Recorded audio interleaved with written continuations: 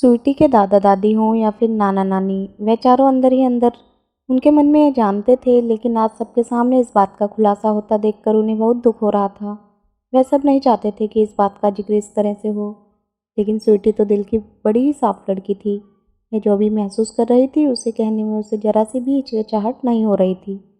वह जानती थी कि यह सब उसके अपने ही तो हैं, वह तो उसके पापा मम्मी के पापा मम्मी हैं। बात तो संभालते हुए स्वीटी की नानी ने कहा, स्वीटी बेटा, हर परिवार में छोटी मोटी बातें तो होती ही रहती हैं। नहीं नानी, ये छोटी मोटी बात नहीं है। तभी उसकी दादी ने कहा, लेकिन स्वीटी, इन सब के तुम्हारे अमेरिका जाकर पढ़ाई करने का क्या लेना देना है? तुम्हारे पापा कह रहे थे कि वे चाहते हैं तुम्हें वहीं सेटल कर दें। वहाँ पढ़ोगी तो आसानी हो जाएगा। पढ़ लिख लो बेटा, अच्छी पढ़ाई कर लोगी तो फिर अच्छी जगह शादी होगी, अच्छा लड़का और अच्छा परिवार मिलेगा। जानती हूँ दादी, मैं पापा मम्मी की ये इच्छा भी जानती हूँ, लेकिन दादी, मुझे शादी से नफ़रत है, मुझे शादी करनी नहीं है।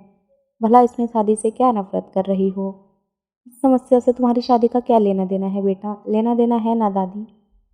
शादी करूँगी तो माँ भी बनूँगी ना। माँ बाप को बच्चों की नज़र में उनके बूढ़े और बच्चों के जवान होने के बाद क्या महत्व रह जाता है, वह तो मैं बचपन से ही देखती आ रही हूँ। इसलिए ना मुझे शादी करना है, ना मुझे माँ बनना है, ना ही ऐसा तिरस्कार झेलना है।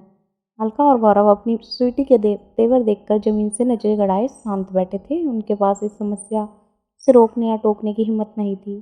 स्वीटी ने फिर कहा, नाना नानी के लिए तो फिर भी मामा मामी हैं। मुझे नहीं लगता उन्हें नाना नानी के साथ रहने में कोई आपत्ति होगी, लेकिन दादा दादी, वह कहाँ जाएंगे? मैंने निर्णय ले लिया कि मेरे दादा दादी के साथ रहूंगी। अब मैं 18 वर्ष की हो चुकी हूँ और निर्णय ले सकती हूँ। यह सुनकर अलका ने हिम्मत बटोरकर कहा, यह क्या कह रही हो स्वीटी? तुम्हारे भविष्य का सवाल है, उसी के लिए तो हम यह सब कर रहे हैं। नहीं मम्मा, मुझे नहीं चाहिए वह भविष्य जो आप मेरे लिए बनाना चाहती हैं। मेरे लिए दादाजी और दादी जी बढ़कर अमेरिका नहीं है। मम्मी, आप लोग तो आपके कर्तव्य से, आपके फर्ज से मुंह मोड़ रहे हो, लेकिन कर्तव्य मैं पूरा करूंगी। आप लोग लड़ते रहो, पता भी नहीं चलेगा कब उनका बुलावा आ जाए और वह दुनिया से चले जाएं। पापा मम्मी, मुझे यहीं रहकर पढ़ाई करना है। यह मेरा अंतिम निर्णय है। मैं आपसे बहुत प्यार करती हूँ मम्मा, लेकिन आपके विचारों से मुझे नफरत है। जब आप लोग बूढ़े हो जाओगे तब मैं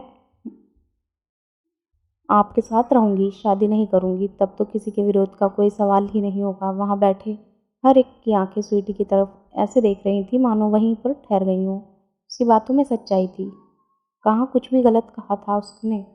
यह एक बेटी की अदालत थी, जिसमें वही जज थी, वही वकील। इसमें गुनहगार थे उसके माता पिता, और उन्हें जो सजा मिली वह थी कि अब उनकी बेटी उनके साथ नहीं रहेगी, ना ही वह जीवन में कभी भी शादी करेगी। सभी की आंखें नम थीं।